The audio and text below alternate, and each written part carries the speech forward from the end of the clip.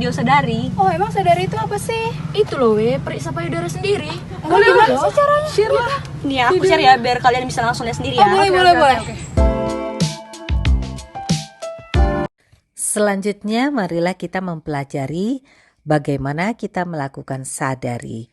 Sadari yaitu periksa payudara sendiri. Salah satu langkah kita yang utama agar kita bisa mendeteksi sejak dini. Pengenalan sadari ini sebaiknya harus sudah dimulai sejak seorang perempuan akil balik atau mendapatkan menstruasi pertama. Dan kemudian menjadi sesuatu yang penting ketika berusia di atas 30 tahun. Dan wajib hukumnya bagi perempuan yang berusia di atas 40 tahun. Sadari sebaiknya dilakukan 1 kali setiap bulan, yaitu pada hari ke-7 sampai hari ke-10 dihitung dari hari menstruasi yang pertama. Nah, bagaimana dengan perempuan yang menopause? Maka disarankan juga untuk melakukannya pada tanggal yang sama, yang dapat diingat dengan baik tiap tanggalnya. Misalnya setiap tanggal 1 setiap bulan atau tanggal kelahiran kita. Nah, kemudian bagaimana sadari kita lakukan? Ada 3 cara bagaimana kita melakukan sadari. Pertama, saat berdiri menghadap kaca. Yang kedua, saat mandi. Yang ketiga, saat berbaring di tempat tidur. Pertama, ketika berdiri tegak saat menghadap kaca, coba kita sentuh dan amati. Kenali payudara Anda sejak dini, dari awal tumbuh atau remaja.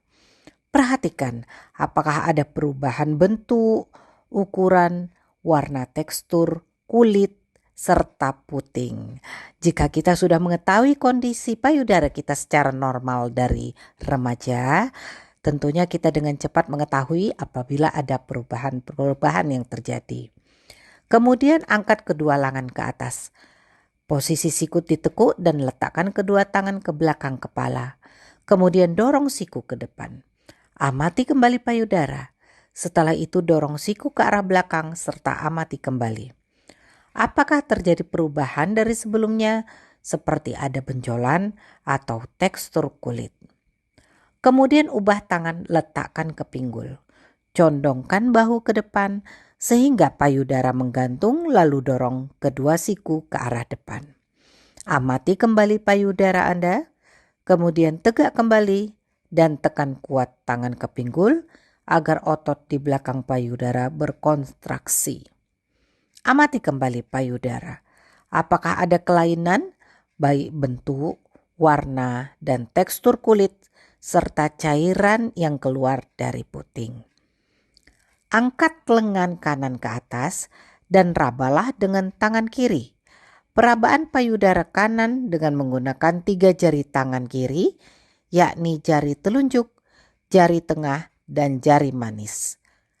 Bagian jari yang digunakan untuk meraba adalah sepanjang 2 ruas jari terluar.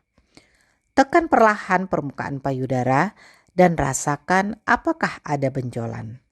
Tekanan dilakukan pada payudara hingga ketiak. Kemudian kita lihat bagaimana pola perabaan.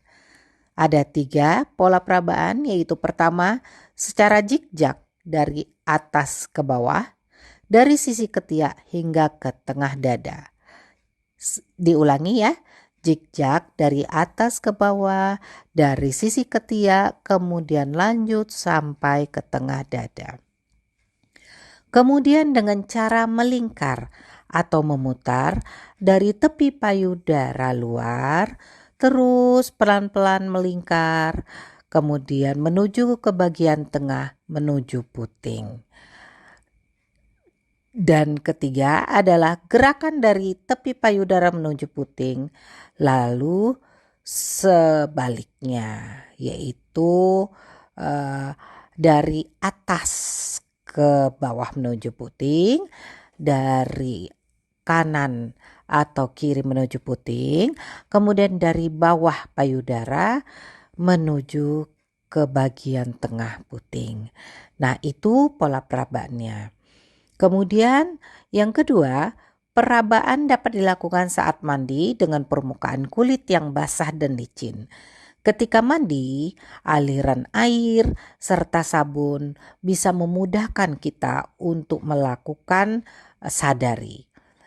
Yang selanjutnya adalah ketiga, posisi berbaring dengan bantal di bawah dada, yakni dengan mengangkat lengan kanan dan meletakkannya di belakang atas kepala. Perabaan payudara kanan dilakukan menggunakan 3 ujung jari tangan kiri dengan metode yang sama dengan sebelumnya. Tekan dan pijat areola atau area gelap di sekitar puting ke arah puting. Amati kembali apakah ada cairan keluar. Jika ada, apakah berwarna bening atau keruh atau berwarna putih kekuningan atau merah coklat hitam. Ulangi langkah perabaan pada payudara kiri dengan metode yang sama. Demikian cara melakukan sadari, semoga bermanfaat. Oh, sekarang penyebaran tingkat kanker payudara tuh udah mulai tinggi ya. Ngeri juga ya. Iya sih.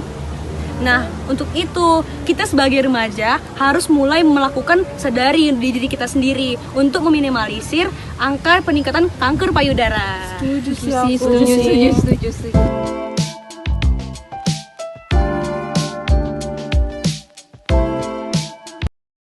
Kanker itu apa ya?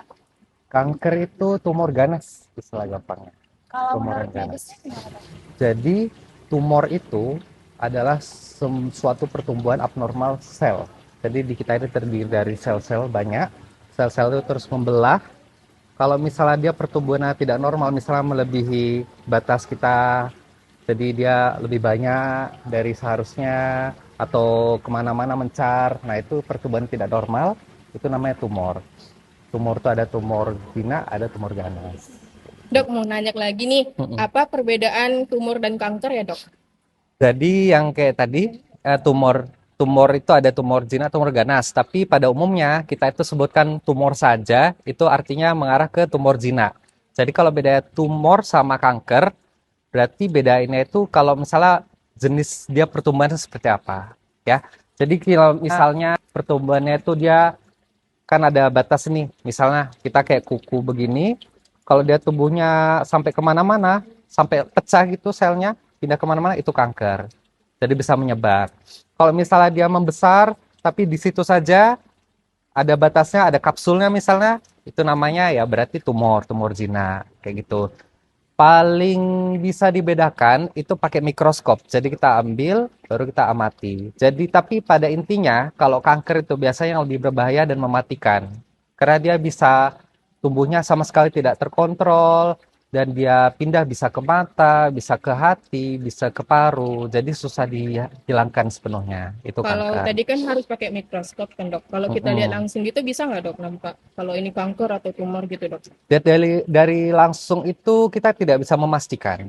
Ya, kita hanya melihat tipikal ya bentuknya dari yang kita pelajari kayak gitu. Misalnya kalau kanker kulit ya, kalau kanker kulit atau tumor gitu kan, kalau bentuknya kayak tai lalat aja besar bulat kayak gitu. Nah, kayak gitu kemungkinan besar dia jinak. Tapi kalau warnanya berbeda-beda, ada coklat, ada biru, baru bentuknya tidak beraturan, tidak bulat. Nah, kita bisa bilang kemungkinan ini ganas atau kanker. Tapi tetap harus kita periksa pakai mikroskop. Oke, jadi pertanyaan saya, estrogen itu apa sih? Dan sejauh mana pengaruhnya terhadap tubuh perempuan? Oke, estrogen itu hormon ya. Hormon kewanitaan, sama seperti kalau testosteron pada pria. Estrogen ini fungsinya sangat banyak. Yang paling penting adalah mempengaruhi pubertas ya. Pubertas bagaimana bentuk seorang wanita itu seharusnya ya. Memperbesar payudara, menjaga kesehatan organ kelamin, dan juga mempengaruhi siklus menstruasi. Kalau tidak ada estrogen, tidak akan terjadi siklus menstruasi. Selain itu, estrogen juga fungsi melindungi organ-organ dalam. Misalnya kalau pada wanita, dia melindungi pembuluh, jantung, otak. Jadi wanita yang estrogen tinggi, misalnya masa subur, itu akan terlindungi dari stroke, penyakit jantung, penyakit kolesterol, dan semacamnya.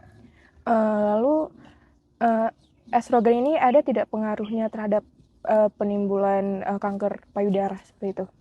Jadi kanker payudara itu 80% berespon terhadap hormon, 20% tidak. Jadi kalau dibilang berpengaruh, ya lumayan ya.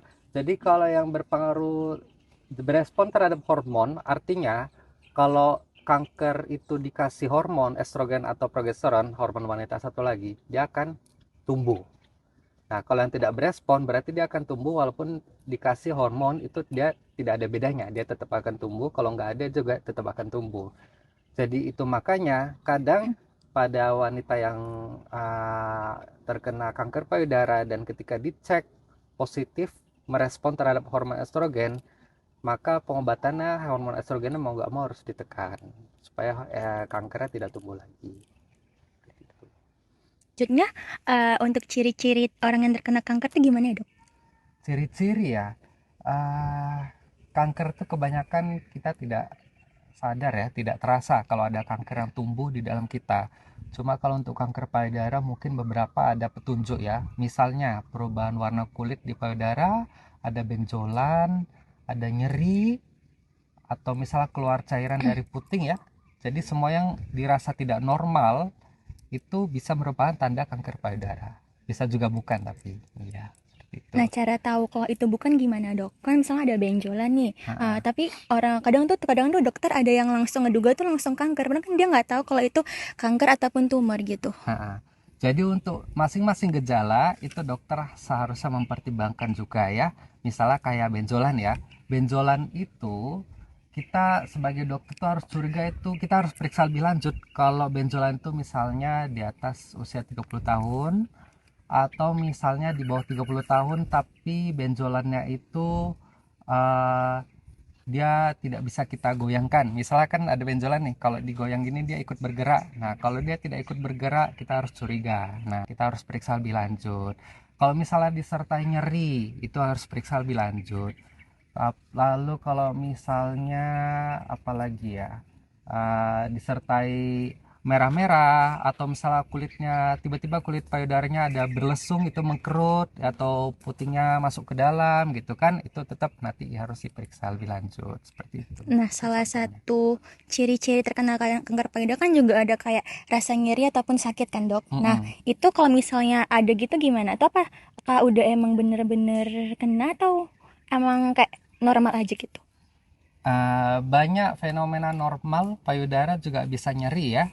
Jadi nanti gampangnya itu kalau misalnya kita ada keluhan, misalnya yang cewek-cewek ini ada keluhan di payudara, itu langsung kontrol aja ke dokter. Jadi nanti biar dokter bisa jelaskan, oh ini nyeri payudaranya, ini nanti kita bisa amati dulu 2 minggu lagi karena kelihatannya normal. Oh ini nyerinya kok tidak sesuai siklus mens ya, berarti mungkin kita harus periksa lebih lanjut, cek USG kayak gitu. Apalagi kalau di bawah 30 tahun biasa kita cek USG, kalau 30 tahun ke atas sebaiknya mamografi. Dokter, setelah tadi kita sudah mengetahui apa itu kanker, bagaimana ciri-cirinya dan apa penyebabnya, lalu ada tidak langkah-langkah kita sebagai perempuan untuk mengetahui atau menghindari kanker tersebut? Kalau untuk kanker payudara, penyebabnya itu kita masih belum tahu. Kita hanya tahu faktor risiko ya. Jadi faktor risiko itu semakin bertambah usia, semakin mungkin terkena kanker. Atau misalnya pola gaya hidup, makan makanannya tinggi lemak, kurang serat, merokok, minum alkohol, itu sangat mempengaruhi terjadi kanker payudara. Dan yang paling penting adalah riwayat keluarga ya. Kalau misalnya ada keluarga yang riwayat kanker payudara, kita harus waspada. Iya, jadi kita harus cek rutin. Jadi kita itu sebagai sebagai wanita ya, atau misalnya yang punya payudara, misalnya pria transgender seperti itu, tetap harus cek kontrol rutin ya. Kita tidak bisa menghindari terjadi kanker itu karena kita tidak tahu siapa yang kena. Jadi yang kita bisa lakukan hanya screening, penapisan. Kita harus sebisa mungkin deteksi sedini mungkin kalau misalnya memang ada kanker payudara. Yang paling gampang adalah kita periksa sendiri ya, seperti Sadari sudah tahu semua ya, Sadari itu kayak gimana. Nah, lalu selain itu, nanti kalau mengikuti panduannya sesuai usia, kalau misalnya usia 40 tahun ke atas, itu sudah dianjurkan setahun sekali minimal mamografi rutin setiap wanita. Iya. Mamografi rutin itu apa ya, Dok? Mamografi itu kayak pernah tahu nggak ya kayak seorang wanita payudara diperiksa, jadi taruh di sini, nanti dicek, difoto, dia hasilnya kayak X-ray, dia fotonya kayak X-ray tapi cuma untuk di bagian payudara, ya kayak gitu. Itu dia jauh lebih bagus dibandingkan USG untuk mendeteksi kanker payudara, ya. Jadi dia bisa kira-kira 2 tahun sebelum kanker itu menimbulkan gejala, mamografi sudah bisa mendeteksi. Iya. Tapi sayangnya, kalau pada wanita di bawah usia 30 tahun, masa subur, itu tuh payudaranya apa istilahnya? Dense, apa ya isinya? Ah, Belum bisa. isinya itu jaringannya full, penuh gitu. Karena kan masa subur tuh.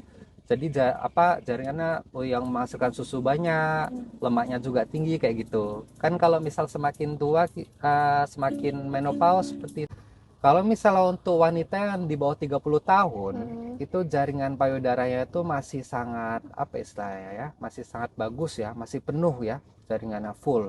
Jadi kalau di mamografi itu kelihatannya terang-terang semua, jadi susah dibedakan sama keganasan. Makanya itu di bawah 30 tahun dianjurkan sama dokter ya, kalau misalnya dokter mengecek, kok ini kayaknya kita perlu periksa lebih lanjut ya. Nah, itu dilanjutkan sama USG. Seperti itu. Saya juga mau jelaskan ya pentingnya ini, kanker payudara itu semakin akhir, semakin ke depan itu usia yang terkena kanker payudara semakin muda. Ya. Jadi di bawah 30 tahun pun ada kasusnya kanker payudara, terutama pada yang riwayat keluarga positif. Oleh karena itu, sejak saat wanita istilahnya sudah pubertas ya, sudah masuk usia subur, itu sudah sejak awal minimal sadari ya, kayak gitu. Menurut dokter sendiri, kenapa sih remaja itu penting untuk mengetahui tentang kanker payudara?